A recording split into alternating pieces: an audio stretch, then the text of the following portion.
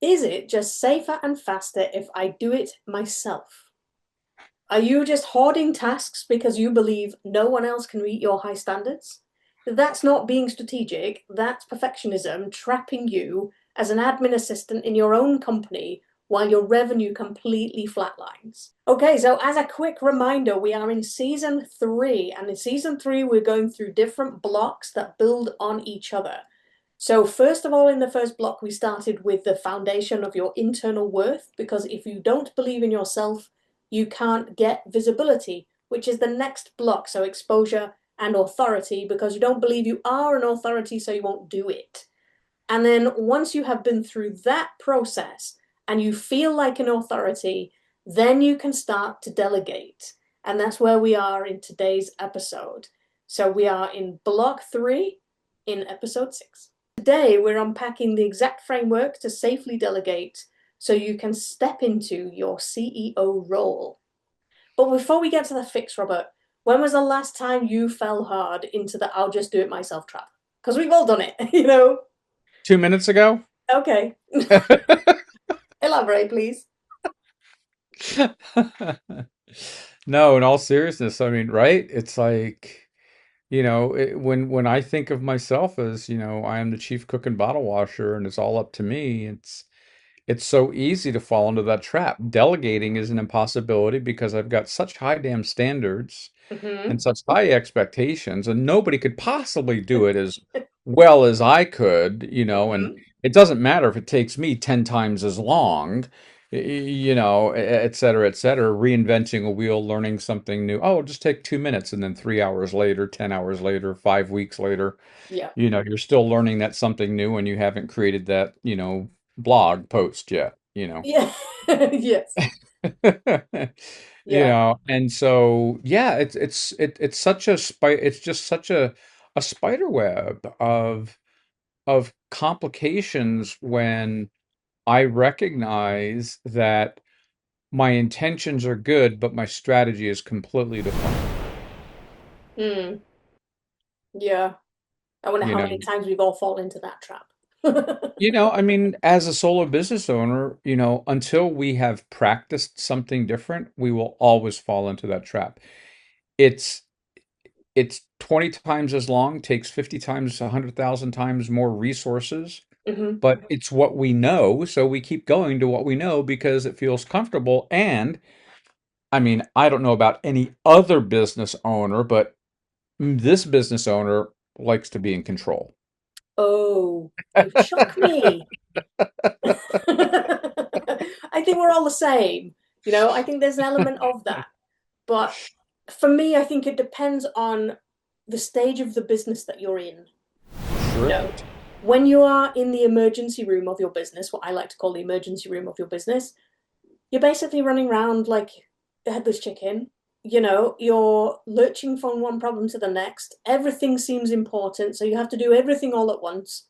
And it's really hard then to stop Yeah, and take the time to think, can I give this job to somebody else? right. Because you're so distracted, you're juggling so many different things all at once. Even the thought of pausing to think that, it's like, I haven't got time. I'll just do it myself, Yeah. you know? Um, but that's when Wreck-It Rose has a real party. Wreck-It Rose, and for those of you who don't know, is the devil that's sitting on your shoulder. She's the one who's telling you that you're not good enough. Nobody else can do it better than you. Nobody else can meet your standards. And they are what I like to call weapons of mass inaction. So she likes to use these to stop you taking action and to do the things that you need to do. So you then find yourself being very busy, but not actually taking the business forward. So I like to call that procrastivity because it's activity. You feel like you're being useful. And that's what Wreck-It Rose wants you to think. She wants you to think that if I do all of this stuff myself, then I am being productive. But most of Yeah. the time, it's not. When I had my bakery, I mean my restaurant, yeah, bakery restaurant, and I'd hire, I would have hired, a number of people to make the pastries and the foods and stuff like that. And then I'm like, okay, I need you to go make the donut dough. And they're like, what? I'm like, I've not done it before. I'm like, it's real easy. Let me just take a few minutes to show you. And then I'd start showing them and I'd be just like, next thing I know, I'm doing it myself. It's like, why don't you go, you know, refill the case or something like that? I'll do the donut dough. 'Cause I was like, why in my head do I think that it's easier for me to do it myself than to teach somebody else? When they can then do it over and over again, and that frees up my time. It frees up my time to do so many other things, Yeah. and the man who wrote uh oh my God, why am I blanking out on him? Because we're recording a podcast episode. Yes, of course, but his name is legendary. How to Swim with the Sharks Without Being Eaten. Oh, wow. Um, what was his name? Oh my God, I can't. I can go over and get the book off the shelf. I can see it on the. I can't see his name on the thing. Anyway, he said, one of the things that he talked about is that when we have convinced ourselves that it takes more time to train someone else than it is useful for us to do it by ourselves, we end up trapped in our own business and our business never grows. Because until we learn how to become the steward of our business instead of the solo owner of Hmm. the business will never go, the business will never become its full potential, No. right? Yeah. And I think there's also an expectation that if you ask somebody else to do it, it's got to be perfect first time. And that's not the way it works. Yeah. People need time. There's a period of adjustment. People need time to learn what you like and what you don't like, and you need the ability and the confidence to allow them to have a go. Social media for me has been one of those things. And I used to, and I have done for more than 10 years, every single day, because I was taught creating content was like exercising. You needed to do it every day to build up the muscles and, get into the habit of doing it. But that was 10 years ago, and social media was very different then. Yeah. So I would spend an hour or two every day creating the content that I thought was the best content ever, and then realize that I didn't have any time to do anything else. I didn't have as much time to do anything else because it's being taken up by creating the content. It's not creating it that's the problem. I can write a blog post pretty quick, but it's finding the graphics and, scheduling it and finding all the right SEO and, the hashtags and all of this stuff that goes alongside it. And I was just like, when my I when COVID hit and it wiped my business out, I was still trying to post every single day, and I was still trying to target the same personal trainers that I'd been targeting, but this time instead I was um, focusing on building business. And so at the end of it, I was just so exhausted. I just thought, I'm just going to not post on social media.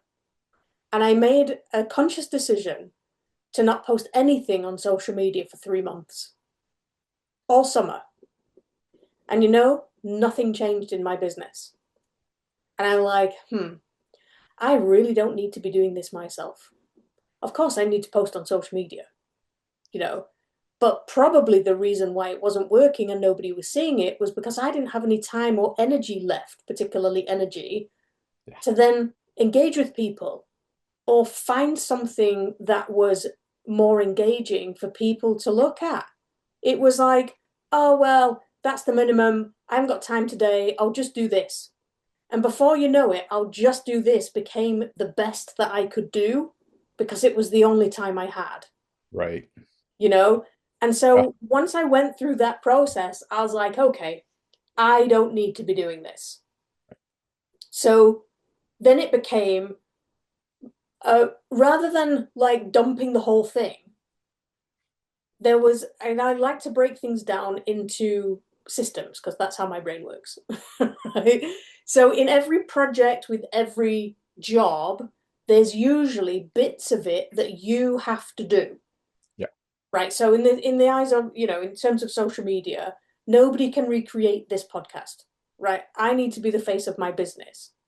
And just the same as you need to be the face of yours, and we're together in this podcast, so nobody can replicate that. We can't delegate that.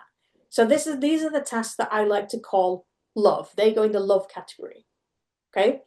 And writing a blog post is exactly the same because that's my opinion. It's what I think. It's my voice. And if I can do those two things and I can give those to somebody else and say, right, you make the content from these two things, Hmm. then I'm 90% of my job is done with those two things that week. And other people can create other things, graphics, videos, polls, questions, all that stuff out of the stuff that I actually had the time to do.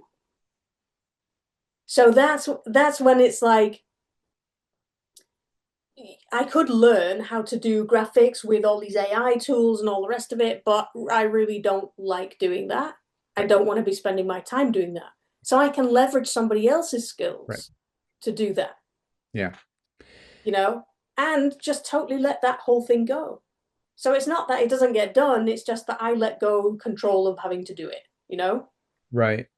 And it's interesting how hard it is for business owners that I know, one who shall not be named, to let go, Yes. to let go of that control. I mean, when I had my chocolate shop, I had my restaurant, I had these, brick and mortar stores and things like that.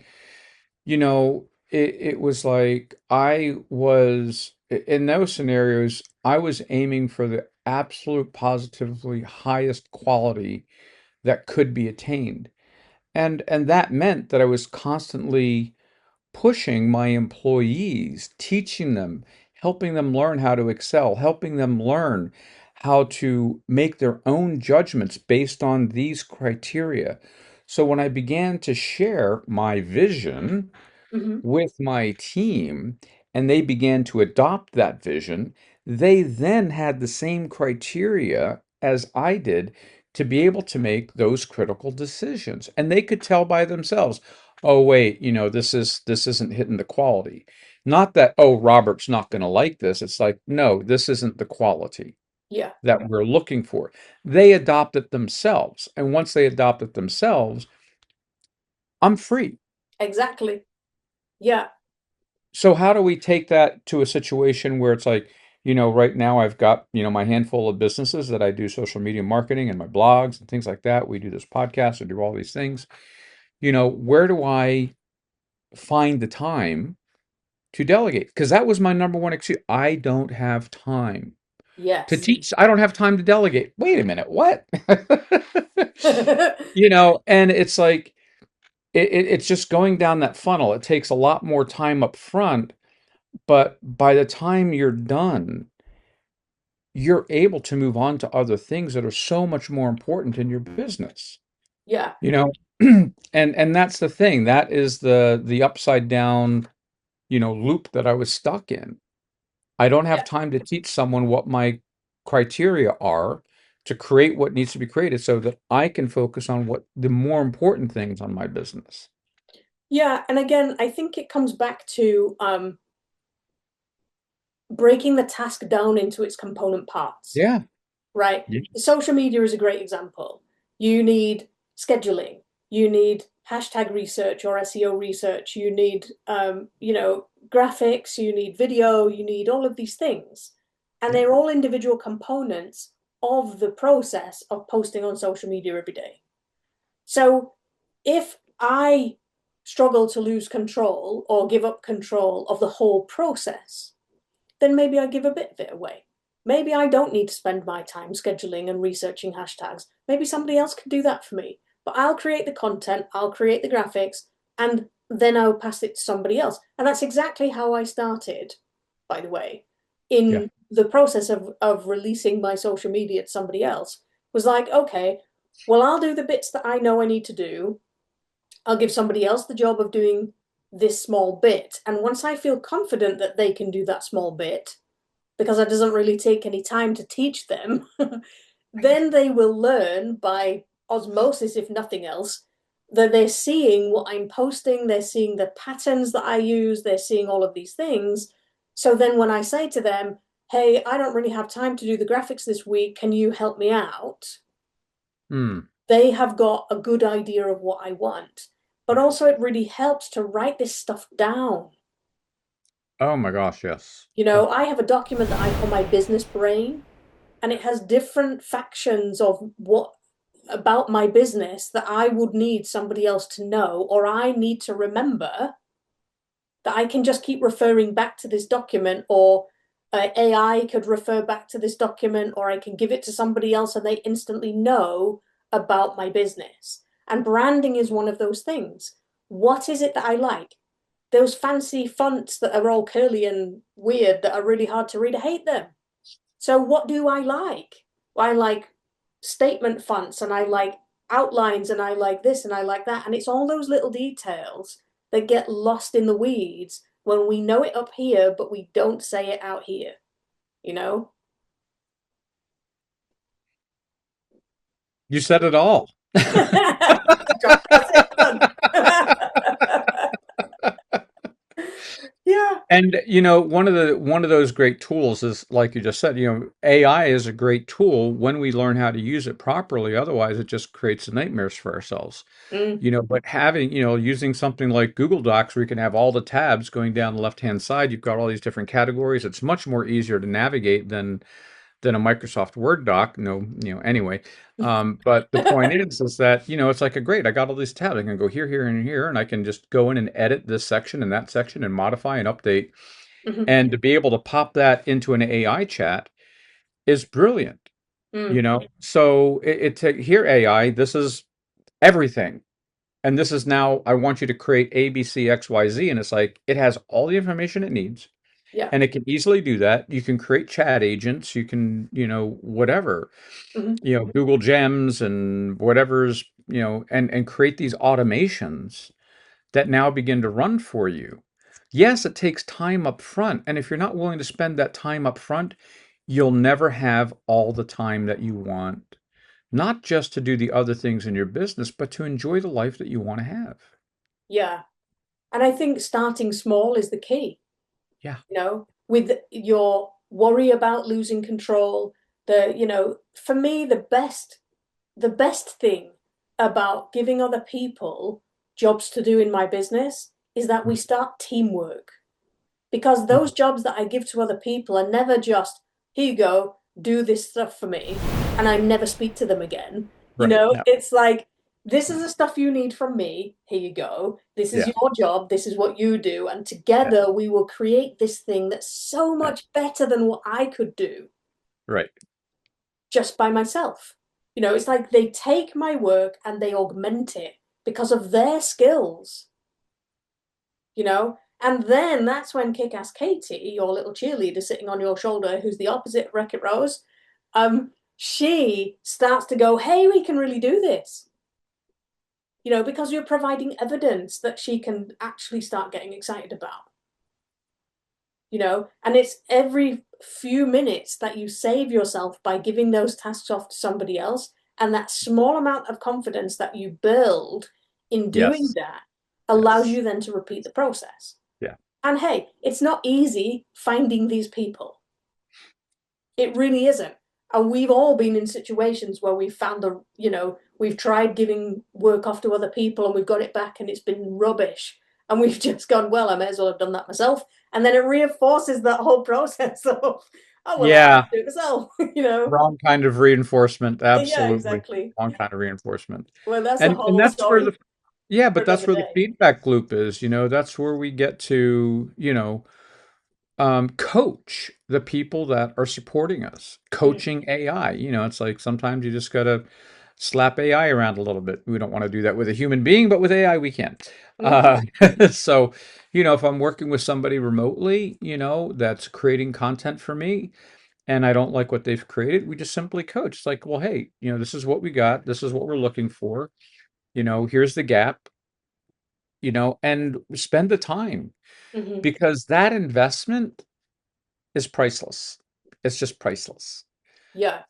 And I think if nothing else, even if you just spend the time to write down your processes and the things that you like and the things that you don't like in a document, Yeah. so that you've got that, and somebody, when the opportunity comes up for somebody else to do it, it's going to save you so much time because you don't have to remember to say, oh, this and oh, that, and that backwards and forwards when people are making Right. mistakes that you Yeah. think are stupid because it's common sense to you, because you've been doing it for so long that you've totally forgotten to tell them to do it. Yeah. So, Yeah. and they're like giving you some weird font that looks really weird, fancy and stuff, and it's just like, no, this is not me. But Right. if they know that because you've written it down, and Yeah. writing it down doesn't take as long as you'd think, Yeah. you know, then You don't even that's have to write it down. You can even just transcribe it. exactly. You Yeah, can talk to your computer and it'll transcribe it. yeah. So, it's it You could it be a is dictator. it's really helpful to start feeling like you can delegate stuff, because otherwise you're just going to stay stuck in your Right. emergency room forever. And that's true ownership and that's true stewardship, because I think that one of the biggest mindset shifts for me was that when I really stopped trying to be the owner of my business and started to become the steward of it. Mm, That yeah. creates a mental, logical separation where, oh, I am now responsible for this. And it's not, instead of looking at it from first person perspective, I can now look at my business from a third person perspective. Hmm. And that gives me the ability to make better choices, to see things from a different perspective, not make it all about me, and actually make good choices for my business. Yeah. Yeah, and imperfect action is way better than being Oh, stuck in over analysis and running around like a headless chicken and all of that kind of stuff. So it's much better to do something and learn from it than it is to do nothing and yes, run away absolutely. from it. Because essentially when you're going, well, maybe I should just do it myself, that's running away from it. Yeah, that's a good point. It's absolutely the opposite of what we think it is. It's Yeah. totally defeating. And we can throw that into the doubt tax bucket and how it prevents us from getting to our golden era and all that. And if you want to find out what's holding you back and how much money you're losing, how much time you're losing, you can do the doubt tax calculator, Hmm. and that'll give you instant information and some very clear guidance about how to make some very quick positive shifts. Yeah, and I think that's one of the things, isn't it? When we can't face, or we don't face the reality in like actual figures of what our doubt is costing us in our business, then it's easy to just push it off and go, oh well, I'll just do it myself this time. And then 2 years later, we're still doing it ourselves. Yeah. You know, it's easy to do, and we have both done it. So so Well, yeah. and I think it's important to also bring up, an interesting concept too, where, Maslow's hierarchy of human needs, at the very fundamental level is survival. When we are stuck in survival mode, it is impossible to go to the next level, and so when our business is in survival mode, it's all about us. We're doing everything we can, but we're not able to begin to spend the time and energy to actually build and grow from there. Hmm. So at some point we got to get out of survival mode and got to get into creation mode. Yeah, and that's an Yep. interesting point because you don't need the income to match Yeah. in order to move from that survival mode. You just need the mental shift Yes. to move from survival mode, because then the money follows when you start doing the things that will allow your business to grow. Yep. Yeah, cool. Excellent. Share with us what's going on with you. Share with us, how this has worked for you, what you're hesitant about delegating. Maybe you're having success delegating and you can share some really cool tips and tricks with us as well. Yeah, You know, keep us informed. yeah. So next week, we're going to tackle the fear of hiring. So we're going to answer the question, what if I hire an expert and they realize I don't actually know what I'm doing? Ooh, excellent. All right. So, Remember to share, like, subscribe, comment, yeah, visit potentproductivitypodcast.com, yeah, take the doubt tax assessment. yeah. And we will see you all next week. Thanks for watching. Cheers. Bye.